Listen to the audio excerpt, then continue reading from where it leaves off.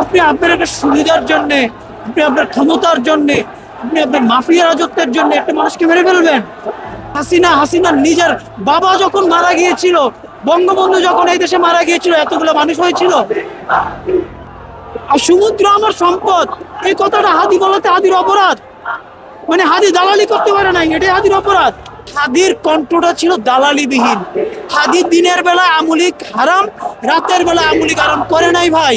কোন মায়ায় হাদির কণ্ঠস্বরটাকে আপনি বন্ধ করার উদ্দেশ্য কি? আপনার সার্বভৌমত্ব, আমার সার্বভৌমত্বের প্রশ্ন যে ছেলেটা কথা বলে, এই ছেলেটা তো কোনো একটা ডিসিএস পাল্টানোর জন্য কখনো কিছু করে নাই, যাকে নিয়ে আপনারা দেখাতে পারবেন এরকম কোনো একটা কিছু। যে তার পরিশ্রম একটা কালচারাল সেন্টার তৈরি করেছে, কালচারাল সেন্টার তৈরি করার উদ্দেশ্য কি? একটা দেশ গড়ার জন্যে।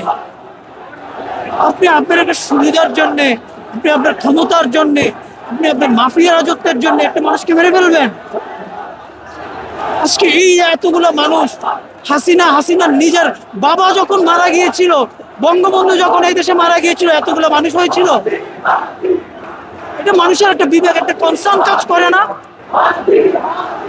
আপনি আপনি যে সাইকোপ্যাথ হয়ে গিয়েছেন, আপনার নমরুদ ফেরাউনরা যে উঠে গেলেন গিয়েছেন, তো তারপর তার আশেপাশের লোকগুলো কি একবারও বিবেক কাজ করে না? আমার সার্বভৌমত্বের উদ্দেশ্যে আমার 53টা বছর গেল, 53টা বছরে আপনি আমার করিডোর দেওয়াকে আপনি বলেন ট্রানজিট। এই প্রশ্নটা হাদি সামনে আনাতে হাদির অপরাধ। আর সমুদ্র আমার সম্পদ, এই কথাটা হাদি বলাতে হাদির অপরাধ। মানে হাদি দালালি করতে পারে নাই, এটাই হাদির অপরাধ। এটা আপনাদের প্রশ্ন জাগে না ভাই? যে এতগুলো মানুষ থাকতে জুলাইয়ের তো আপনার আরো অনেক ব্যাপার ছিল, অনেকেই ছিল, হ্যাঁ, কিন্তু হাদিকে কেন?